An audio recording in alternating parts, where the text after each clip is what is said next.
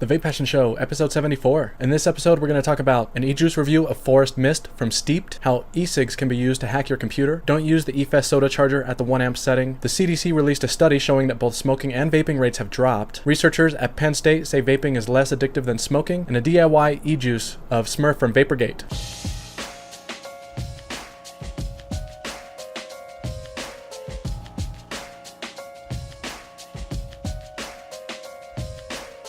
Hey, welcome back to the VapePassion Show. I'm Alex, this is episode 74, and I'm recording this on Sunday, June 18th. If you're planning on buying a vape product anytime soon and you want to support the show, go to vapepassion.com/vendors and buy from one of those links. There are more than 50 popular vendors listed. I'll get a small commission for referring you, but it doesn't cost you anything extra. And if you don't want to listen to this whole show, most of the segments will be published separately in the next few days. Alright, let's start off with a beer this week. This is Blueberry Gosa from Distill Brewery out of Illinois. It's 5.2% alcohol, and Distill says that the blueberries add a layer of fruity complexity to a sour ale already known for tart citrus qualities. And look at that can. Doesn't that make you want to drink it? The power of branding and labels at work. My wife doesn't even like beer, and she's making me save some of this for her because she says that the can makes it look so good. So I've got it in a snifter glass because that's what Distill Brewery says this is best served in. So let's give it a try. I can barely taste the blueberries in there, but it's definitely a sour beer, which I love. It's a really good beer. And it got an 85 on Beer Advocate, so a lot of people like it. Flavors that should pair well with a Blueberry Gosa would be citrus, nutty, and creamy flavors. More specific fruits would be orange, lime, and lemon. So let's give that a quick test. So I have Pound It from Bonsai Vapors. So let's put that in here first. Yeah, those seem to go together pretty well. All right, and I'm not even going to clean the cotton. I just want to do this real quick. I'm going to also use dank sauce. So this is a key lime pie flavor, and one of my favorites. I love this e-juice. So let's give it a try. I think the lime goes better with this. Pretty good. And I think why I like the lime better is because G-Vapor's dank sauce has a really strong lime. Pound It is lemon, but it's not a really strong lemon. If you have a really strong lemon e-juice, it probably tastes better with a Gosa. But they're both really good. So give that a shot. All right, let me go give the rest of this can to my wife, and I'll be right back. Okay, so...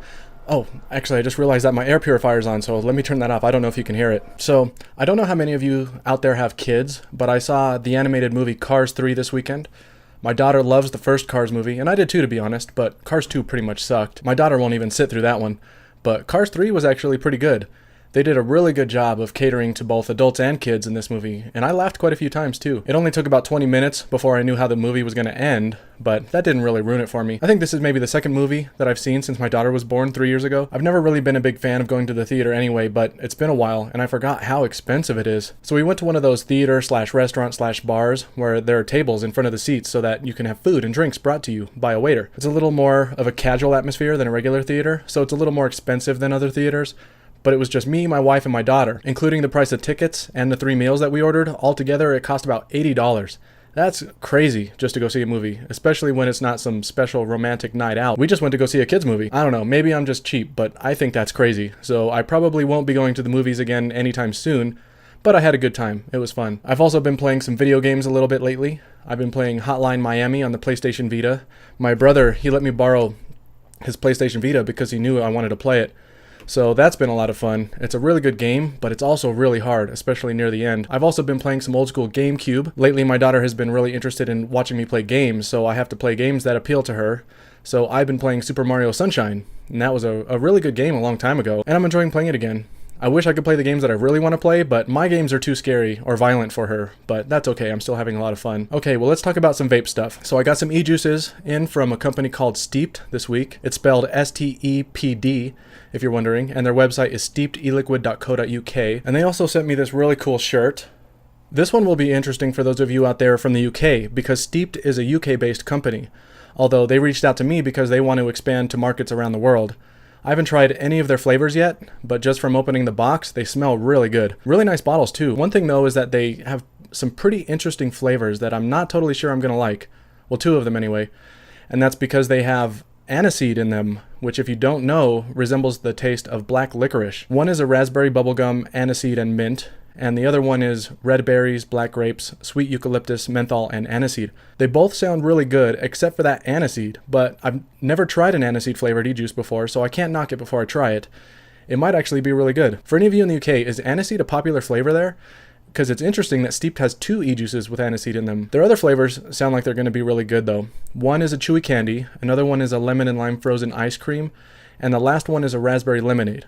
So yeah, I'm really excited to try those. They smell awesome. Other than that, my week has been busy with boring yard work, so with the personal stuff out of the way, let's get into the topics this week. You know what? I'm interested in that aniseed juice from Steeped, so I'm going to review one of those on this show this week. Let's do Forest Mist. Steeped describes Forest Mist as an adventure in the forest with a blend of red berries and black grapes combined with sweet eucalyptus, aniseed, and menthol. That's quite the flavor combination. This is available only in 3 milligrams as far as I can tell. It's 80 VG, 20 PG, and costs about 16 British pounds or about $20 US for 40 mils. I don't know what prices for e-juice usually are in the UK, but $20 US for 40 mils is a little steep. All right, let's check it out. It smells really good. It definitely smells like fruity berries and just a hint of that aniseed in there. Okay, so I got it on the Predator 228 with the Cosmonaut RDA on top, built at 0.32 ohms, 99.8 watts. That's actually really good. The menthol is really strong, but not in a bad way. It's good. I can taste the berries just a little bit. I don't know if you can hear that outside, but it sounds like they're about to get into a fight. Well, no, I'll keep going. If they get into a fight, I'll see if I can record some of it. Yeah, that's a really good e-juice. That aniseed is so light that it's not really overpowering or anything. It just adds to the flavor. That actually is really good. So shipping to the US is probably pretty expensive until they start getting this stuff in stores over here. But if that doesn't bother you, go for it. For those of you in the UK, shipping shouldn't be a big deal.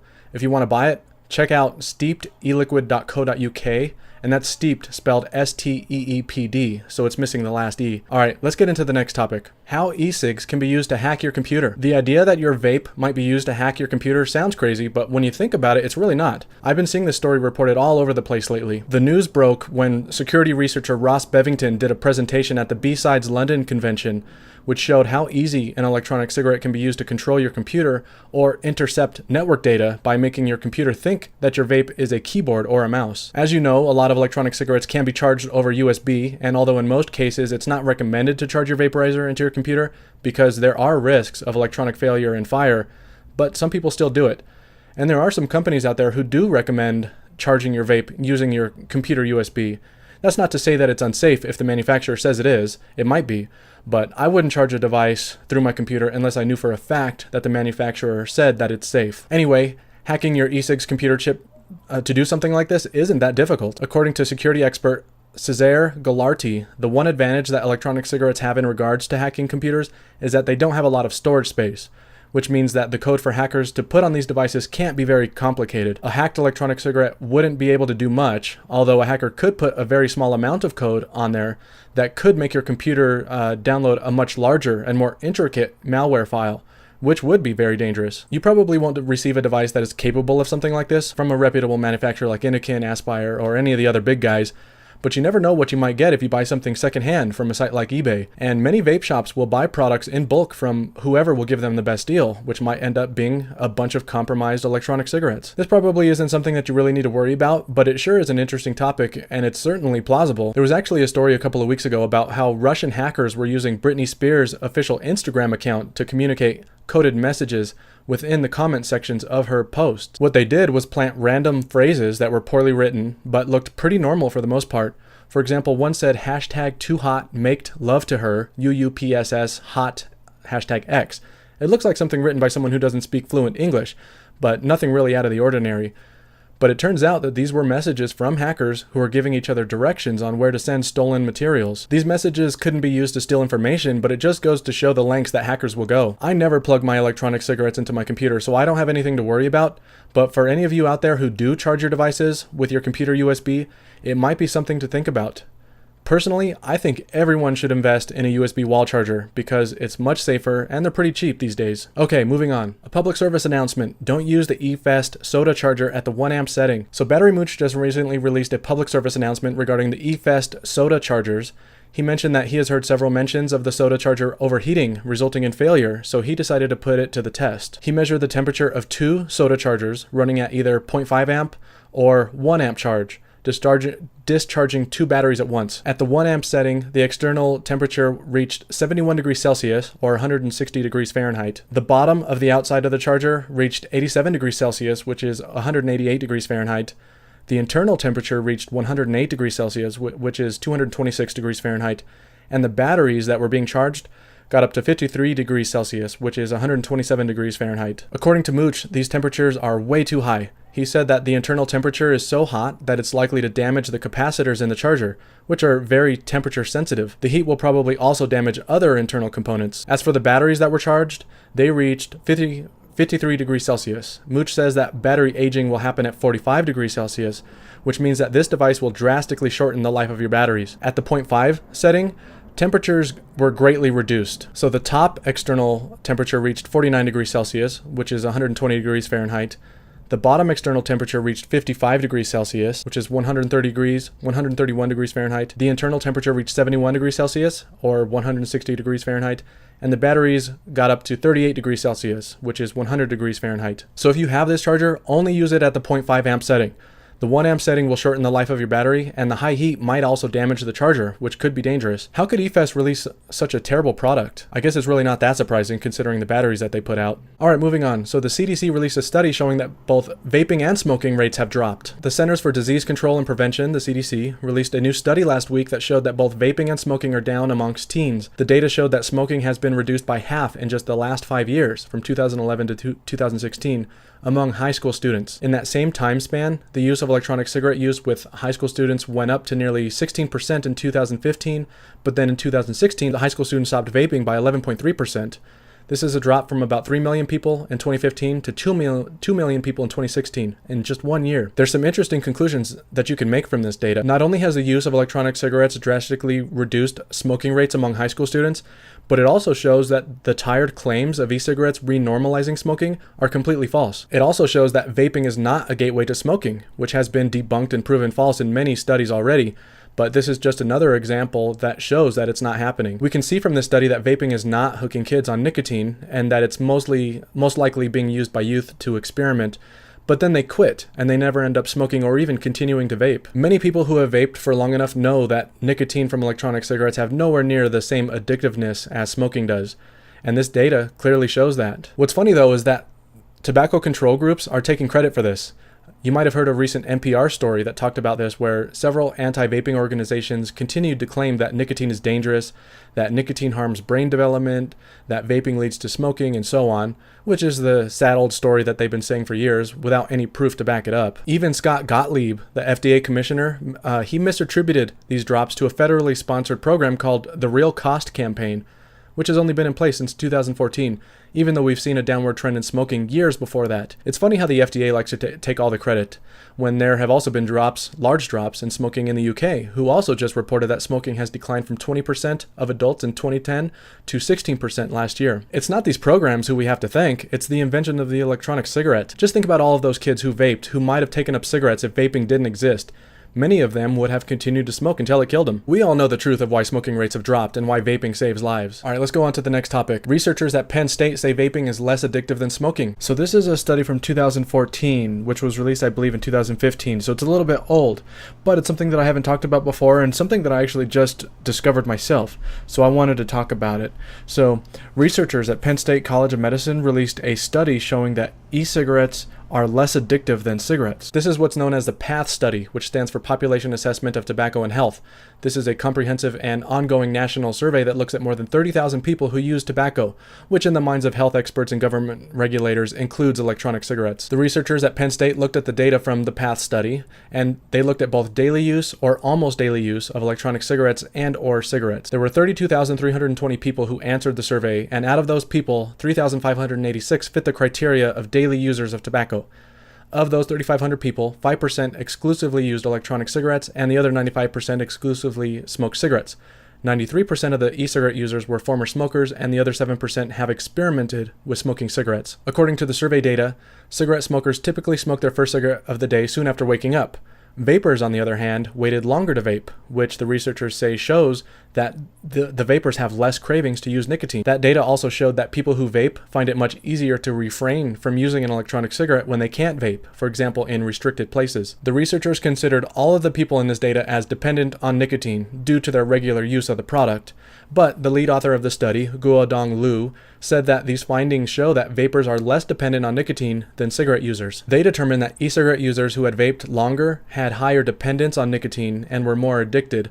However, their dependence was still less than with cigarette smokers. They believe that this is because electronic cigarettes have less nicotine in them. An interesting quote from Penn State's professor of public health sciences and psychiatry, Jonathan Folds, is that we might actually need e-cigarettes that are better at delivering nicotine because that's what's more likely to help people quit. As always, the researchers did say that there is still need for more studies and that nothing has proven that e-cigarettes are safe or that they don't attract kids to potentially smoking in the future, but we know that electronic cigarettes are not a gateway to smoking based on other studies. So there you go, another positive study that shows that vaping is better than smoking, and I think it also provides a little more insight into what many of us have long suspected, that e-cigarettes help us quit smoking because they're less addictive. Every day I see a post online from someone saying that they've decided to quit vaping because they don't feel like they need it anymore. How often does that happen with cigarettes? Never. For people who really want to quit, vaping is a stepping stone to making that a real reality. Alright, now let's do some DIY e-juice. This is Smurf from Vaporgate. Smurf from Vaporgate is my absolute favorite e-juice of all time. I met the guys from Vaporgate at a vape convention a couple of years ago and talked to them about their flavors.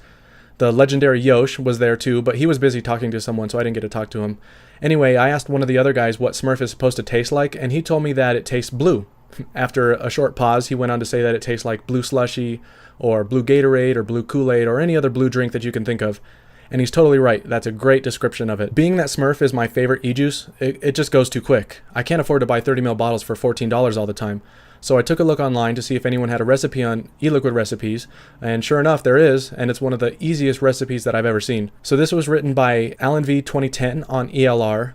All you do is add 8% of Capella's blueberry jam. That's it. The creator mentioned that he also made a version using 1% of Flavor Art Fresh cream, 1% sweetener, and 1% erythritol, and it was really good. I don't have erythritol, but I do have sweetener, so I made both versions, so let's vape it. The recipe says that this is good as a shake and vape, so it should be ready now. Alright, so I'm going to do the non-sweetener version first, and I have the old school Velocity RDA on top, built at 0.45 ohms, 99 watts.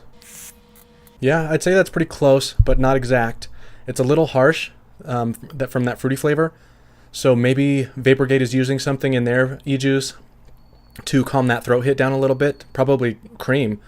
So let's give the sweetener version a try. I have the sweetener version loaded up also on the Predator 228. On the Goon, this is built at 0.17 ohms, also at 99 watts. Yeah, very similar, a little bit different. That cream does calm it down quite a bit, actually. I think that's probably a closer version to the original recipe. Both of them are really good though, and so easy to make. Like I mentioned, this is supposed to be a shake and vape, but I'll let you know if anything changes in the next week or so. Okay, that's all I have for this week. You'll find the show notes for this episode on VapePassion.com. Just do a search for episode 74. If you want to support this show, consider donating to my Patreon page at patreon.com/VapePassion. You can follow me on Twitter at VapePassion, and I'm also on Facebook. If you like this weekly show, please consider giving me a thumbs up on the video, and subscribe to my channel if you're not already a subscriber. You can also subscribe to the podcast version of this show on either iTunes, Stitcher, or Google Play. If you'd like to get notifications of new reviews or of this show, you can sign up to receive my weekly email on VapePassion.com. And if you have any questions or comments, feel free to email me or leave a comment on one of my videos. Alright, I'll see you next week.